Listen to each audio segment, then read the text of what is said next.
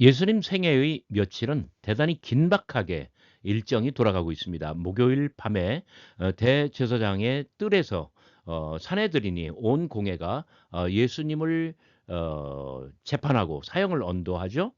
그리고 사형권이 없으니까 사형 집행권이 없으니까 빌라도에게 보내잖아요. 빌라도가 보니까 예수님에게는 죄가 없어요. 그러니까 오히려 명절에 죄수 한 명을 풀어주는 관례대로 예수님을 풀어주려고 하는데 바라바를 풀어주라고 하죠. 그래서 가야바의 재판이 빌라도의 재판이 끝나면 예수님은 곧장 이제 십자가의 길로 가게 됩니다. 그런데 그 직전에 뭐라고 할까요? 금요일 아침 군인들이 예수님을 마구 대하며 희롱하는 그러한 대목이 나옵니다. 마가복음으로 치면은 15장 16절부터 20절까지 5절에 불과한 굉장히 짧은 이야기지만 그러나 이 이야기는 마가복음 전체를 그리고 순환사화 전체를 해석하는데 결정적으로 중요한 몇 가지 단서를 숨겨놓고 있어요. 그것을 푸는 것이 정말 뭐랄까 해석의 묘미를 불러올 것입니다. 이러한 것들이 또한 마태복음에서 어떻게 변형됐는지 관찰할 거고요. 그리고 누가복음은 이 이야기를 완전히 삭제하고 있어요. 왜 그랬을까요? 오늘 동영상에서 이러한 모든 것들을 간단하게 그리고 간결하게 살펴보도록 하겠습니다. 마가복음 본문입니다. 군인들이 예수를 끌고 브라이도리온이라는 뜰 안으로 들어가서 온 군대를 모으고 예수에게 자색 옷을 입히고 가시관을 엮어 씌우고 경의를 표하여 이르되 유대인의 왕이여 평안할지어다 하고 갈대로 그의 머리를 치며 침을 뱉으며 무릎 꿇어 절하더라. 희롱을 다한 후에 자색 옷을 벗기고 도로 그의 옷을 입히고 십자가에 못 박으려고 끌고 나가니라. 제가 두 군데를 개역 개정에 비해서 다르게 읽었습니다. 여기 경례하여를 경의를 표하여 경례하다라고 하면 우리식으로는 경례 뭐 이런 것일 수도 있고요. 아니면은 경배 또는 절하다. 네, 이런 그런데 경배하다, 절하다라고 우리말로 번역한 것은 모두가 다 예배하다라고 하는 뜻이에요. 그렇기 때문에 근데 여기는 이 어떤 존경을 표하다. 이제 가짜로 존경을 표하는 거잖아요. 예수님에게 모욕감을 주기 위해서. 그래서 이제 여기 경의를 표했다. 이렇게 번역을 했습니다. 그다음에 여기 꾸러절하더라. 그런데 이 부분 다른 복음서에서는 분명하게 무릎 꿇어 요렇게 번역을 했거든요.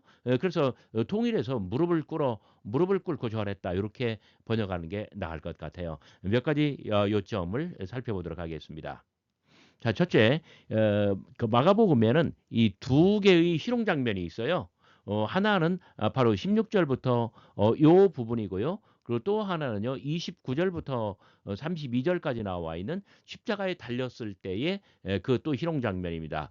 그래서 이 두 개의 희롱 장면 중에 첫 번째 것으로 이해를 하시면 좋겠습니다. 자, 그 다음에는 이 16절인데요. 어, 여기 군인들이 예수를 끌고 프라이토리온이라는 뜰 안으로 들어가서 여기 프라이토리온 뜰 안으로 이 빌라도의 재판은 그러니까 뭐라 할까요? 이 프라이토리온 뜰 밖에서 이루어졌다는 것을 시사하는 거잖아요. 이 프라이토리온은 뭐냐면은 안토니아 요새 그러니까 예루살렘 성전의 맨 북쪽 모서리에 있는 안토니아 요새 거기에 빌라도의 관저가 있고 그 관저의 뜰 이름이 브라이토리온 우리말로는 브라이도리온이라고 번역이 되어 있습니다. 이 브라이도리온이라는 뜰 안으로 예수님을 끌고 갔다는 이야기예요. 그다음에 거기서 온 군대를 모았다. 여기 온 군대라고 번역한 것은 여기 스페이라예요. 그 헬라어로는 홀레인 테인 스페이란 the whole 뭐랄까요? 이거 뭐 트룹 뭐 이런 식으로 되겠죠. 그런데 재밌는 것은 뭐냐면 마가복음 5장 9절에도 내 이름이 무엇이냐 그랬더니 내 이름은 군대니이다라고 하는데 거기 군대는 레기온이에요. 근데 여기도 군대라고 번역을 했으나마는 이것은 스페이라예요. 레기온은 6천 명으로 구성된, 그러니까 로마의 군사 체계에서 6천 명으로 구성된 거대한 여단이에요. 그러니까 이 레기온은 10개의 스페이라로 돼 있는 거예요. 그런데 스페이라는 여기 15장 16절 군대 스페이라는 600명으로 구성됐거든요. 로마의 군사책에서 이것을 코호르트라고 부릅니다.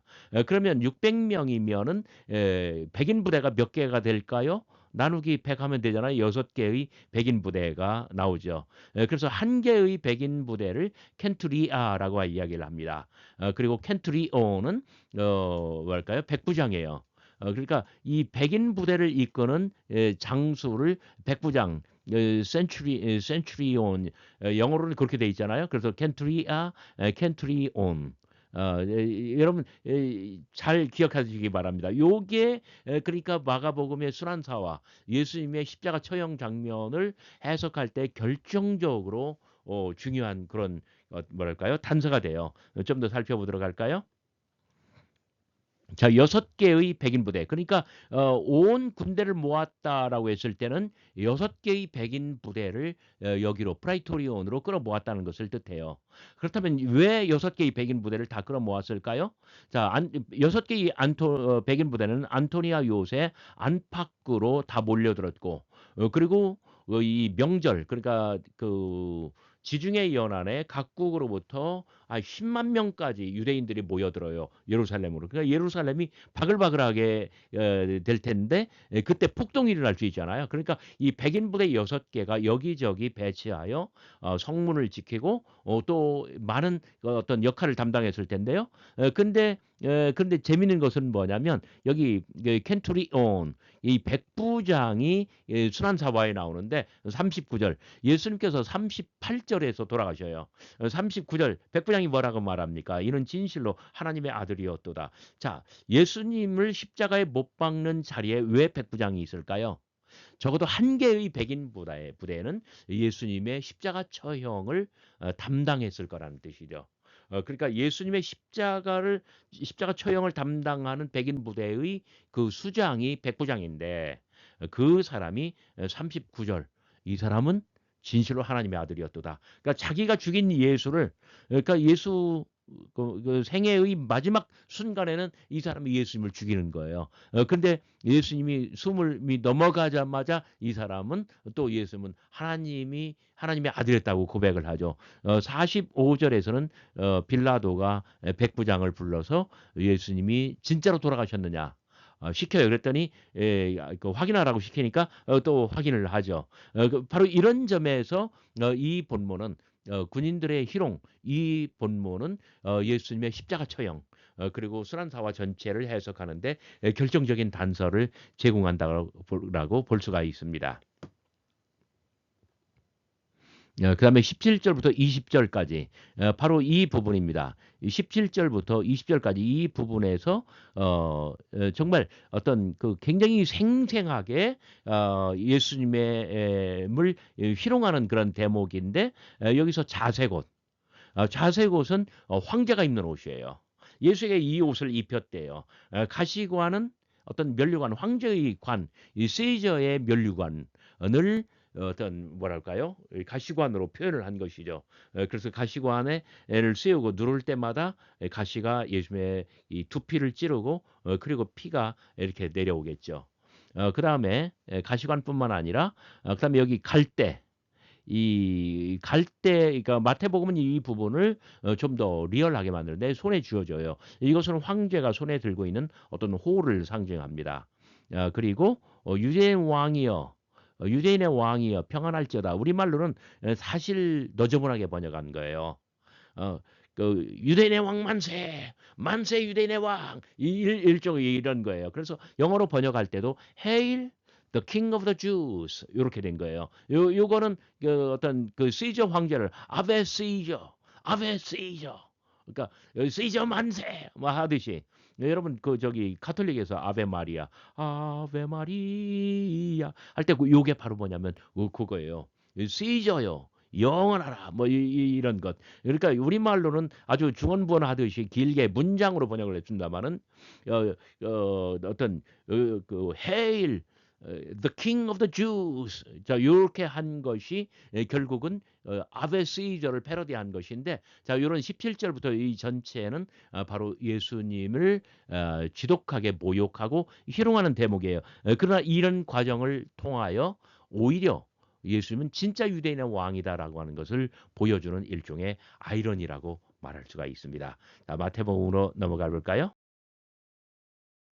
마태복음 본문 볼까요? 자, 마가복음은 이렇게 생겼는데 하나의 문단 또는 두 개의 문단으로 하지 않고 이게 군데군데 여백을 놓았거나 아니면 줄을 바꾸기를 했던 한 이유는 마태복음 본문하고 비교하기 위함입니다.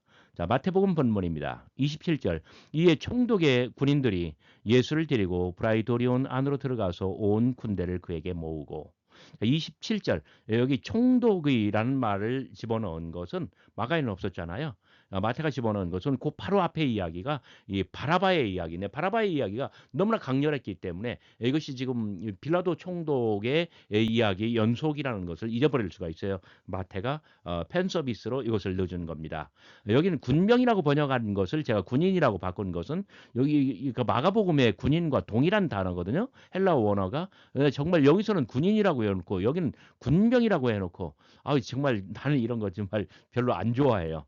통일하는 것이 절대적으로 좋습니다. 그래서 군인이라고 했습니다. 그리고 여기 관정 안으로 들어갔다라고 했는데 정말 웃겨요. 여기 브라이도리온, 동일한 브라이도리온을 여기는 브라이도리온이라고 음역을 하고 여기는 관정이라고 하고, 그럼 어떻게 하자는 이야기예요. 독자들은 서로 모를, 이게 다른 곳인가 보다, 마태가 바꿨나 보다 이렇게 생각할 수 있잖아요. 헬라어 원어는 동일합니다. 그래서 여기 브라이도리온이라고 번역하는, 음역하는 것이 더 옳습니다. 28절. 그의 옷을 벗기고 홍포를 입히며, 그런데 이 마가에 비해서 그 마가에서는 예수님에게 직접 자색 옷을 입혔는데 일단 마태에서는 일단 옷을 벗겨요. 그리고 홍포를 입혀요. 그게 뭔 차이일까요? 자색 옷은 로마 황제가 입는 일종의 용포 같은 거예요. 거기에 비해서 이 홍포는 그 서로 다른 용어예요. 홍포는 그 로마의 군인들이 입는 일종의 스칼렛 클로크.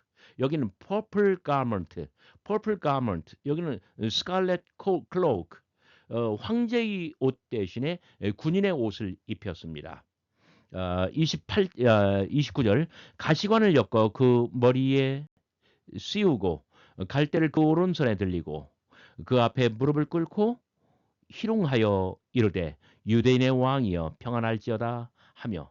자, 여기 갈대를 그 오른손에 들리고, 이것은 어떤 황제의 홀처럼 오른손에 갈대 이 몇 자루를 쥐게 만드는 일종의 예수님에 대한 희롱, 조롱을 뜻하는 것이죠.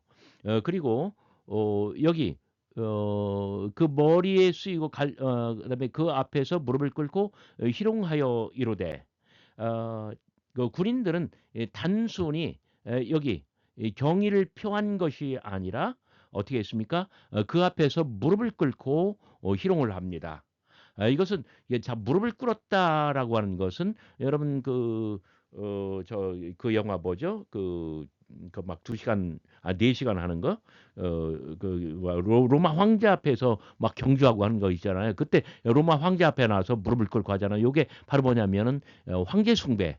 이 어떤 예배하는 자세, 경배하는 자세거든요. 그 군인들이 예수를 이렇게 만들고 그 앞에서 무릎을 꿇었다라고 하는 것은 예수님을 숭배하는 그런 자세를 취하는 거예요. 그러나 내용은 어떤 숭배가 아니라 희롱이죠. 그리고 유대인의 왕이여 평안할지어다, 마가와 동일하게 했습니다. 30절. 그에게 침 뱉고 갈대를 빼앗아 그의 머리를 치더라. 그러니까 마가복음과 비교해 볼 때 갈대로 머리를 치고 침을 뱉었는데 왜 순서를 바꿨을까요? 그것은 나중에 뭐라 그럴까요? 그 좀 더 진행을 하면은 예수님을 십자가에 못 박고 뭐랄까 그 희롱하는 장면이 있는데 거기하고 그 순서를 조율하기 위해서 26장 67절과 조율하기 위해서 이렇게 마가의 순서를 바꾼 것이고요. 자, 갈대를 빼앗아 왜요? 갈대를 오른손에 들렸기 때문에 빼앗아야 되는 것이었죠. 그리고 여기 무릎 꿇어 절하더라를 삭제한 것은 여기 무릎을 꿇는 대목이 앞에 나왔기 때문에 그렇게 한 것이라고 볼 수가 있습니다. 그리고 31절은 마가 20절하고 거의 동일하게 여기 홍포로 바꾼 것은 위에가 홍포였기 때문에 그런 것이죠. 자, 누가복음은 어땠을까요? 누가복음은 백지예요. 누가복음은 이 군인들의 희롱을 완전히 다 삭제해 버렸어요. 누가 왜 그랬을까요? 누가복음에서는요. 그 대제사장의 뜰에서 예수님을 산헤드린이 신문할 때에 재판할 때에 그때 이미 22장 63절부터 65절까지 대제사장의 사람들이 예수님을 희롱해요. 그리고 23장 11절에서 헤롯 안티파스의 군인들이 예수님을 희롱해요. 이런 것들은 마가복음, 마태복음하고 굉장히 많이 다른 부분이죠.